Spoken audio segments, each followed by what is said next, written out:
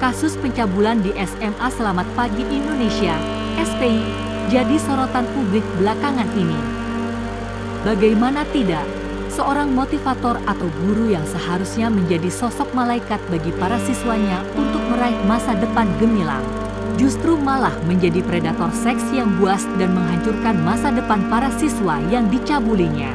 Nah, di tengah riuh rendah isu tersebut, nama diktator asal Jerman pada era Perang Dunia Kedua, Adolf Hitler, mendadak dikaitkan dengan terdakwa pencabulan inisial J.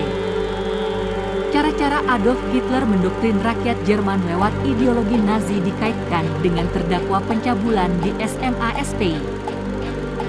Perbuatan J dalam mendoktrin korban-korban pelecehan seksual di SMA SPI seperti cara-cara doktrin Adolf Hitler saat memimpin Nazi. Pada era tersebut, Hitler sukses menaklukkan seantero Jerman lewat doktrin Nazi Third Reich, atau kebangkitan ras Arya yang dinilai lebih unggul dibandingkan ras lainnya di seluruh dunia. Terdakwa J menanamkan doktrin dan propaganda kepada ratusan siswanya, sehingga siswa patuh dengan segala omongan terdakwa J, mirip seperti cara Adolf Hitler dalam mendoktrin pasukan Nazi. Motivator J melakukan doktrin dengan menanamkan sugesti ke dalam alam bawah sadar korban. Dari pengakuan para korban, apa yang dilakukan J adalah kejahatannya menggunakan pikiran bawah sadar. Terdakwa J adalah motivator ulung dengan menanamkan sugesti macam-macam. Paduan antara panggung yang megah, backsound yang dramatis, dan doktrin yang diulang-ulang akan menancap di pikiran korban. Menurutnya, salah satu prinsip doktrinasi Adolf Hitler adalah dengan mengatakan kebohongan yang diulang-ulang. Dengan demikian, kebohongan tersebut akan disalahpahami sebagai kebenaran oleh korban doktrinasi. Namun, Indonesia kali ini tak membahas soal kasus pencabulan Selamat Pagi Indonesia, SPI. Lebih dalam, Indonesia bakal mengulas tentang cara Adolf Hitler lakukan pencucian otak massal anak muda Jerman 1938. Lalu alasan mengapa Adolf Hitler membenci Yahudi, sehingga pada akhirnya melakukan genosida terparah di dunia terhadap Yahudi. Mari saling menerima.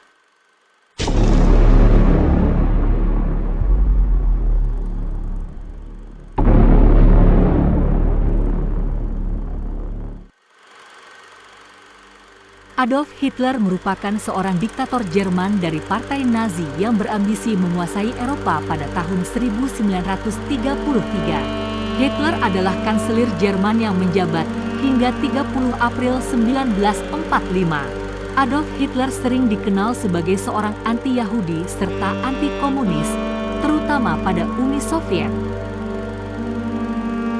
Adolf Hitler pemegang tongkat komando Nazi Jerman dalam operasi militer ke Polandia dan Uni Soviet. Tak hanya itu, Hitler juga telah melakukan genosida yang terparah sepanjang sejarah dunia.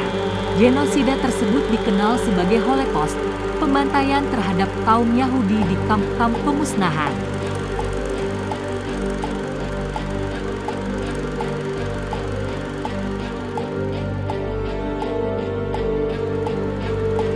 Nazi Jerman yang dipimpin Adolf Hitler pernah melakukan indoktrinasi massal terhadap generasi muda Jerman. Hal ini ia lakukan dengan tujuan agar kekuasaan Hitler tak mendapat tantangan dari rakyatnya. Ya, Hitler bisa meraup suara sepenuhnya dari warga Jerman atas semua keputusannya selama berkuasa. Pencucian otak massal ini dilakukan dengan dua cara: transformasi kurikulum sekolah dan pembentukan badan-badan seperti Pemuda Hitler atau The Hitler Youth. Kurikulum sekolah yang diterapkan selama masa pemerintahan Hitler disebut kurikulum Nazi. Sesuai kurikulum Nazi, pada tahun 1938 anak-anak Yahudi dilarang bersekolah.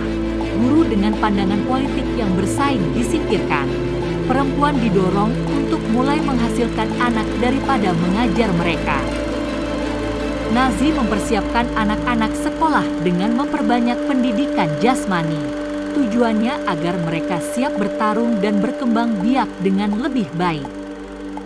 Adolf Hitler juga mewajibkan anak-anak sekolah untuk membaca Mein Kampf, buku karya Hitler yang berisi pemikirannya.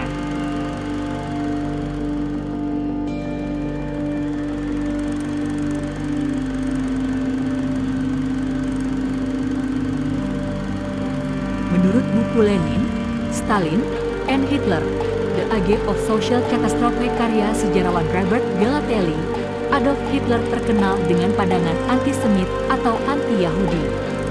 Ia menyalahkan orang Yahudi sebagai penyebab kekalahan Jerman pada Perang Dunia Pertama.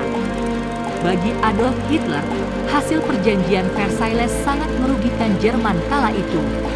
Hitler menganggap orang-orang Yahudi adalah pembuat kekacauan di Jerman. Selama sisa hidupnya, Adolf Hitler berusaha membalikan perdamaian yang telah mempermalukan Jerman. Melalui berbagai pidatonya yang berapi-api, sang diktator terkejam di dunia itu mengangkat topik yang sama, yaitu anti-Yahudi dan anti-Bolshevik.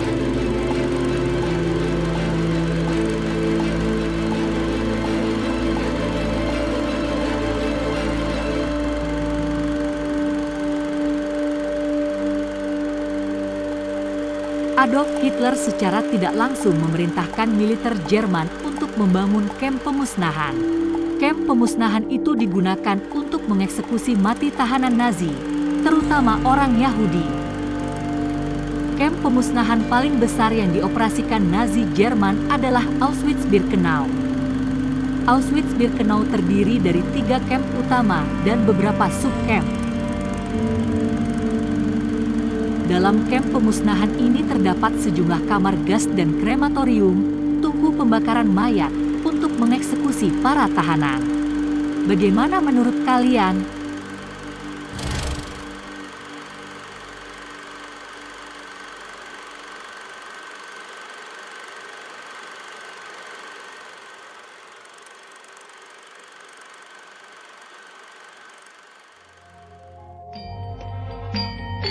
Sejatine nang ati sira isih ana sarep. Babagan iki ora anyel yen kabeh mau gelem belajar. Ana kidung ing kadang mati, among tuwa ing kawasanira nganakaken proklamasi kami bangsa Indonesia aspirasi rakyat untuk mengadakan reformasi di segala bidang kehidupan bangsa dan negara.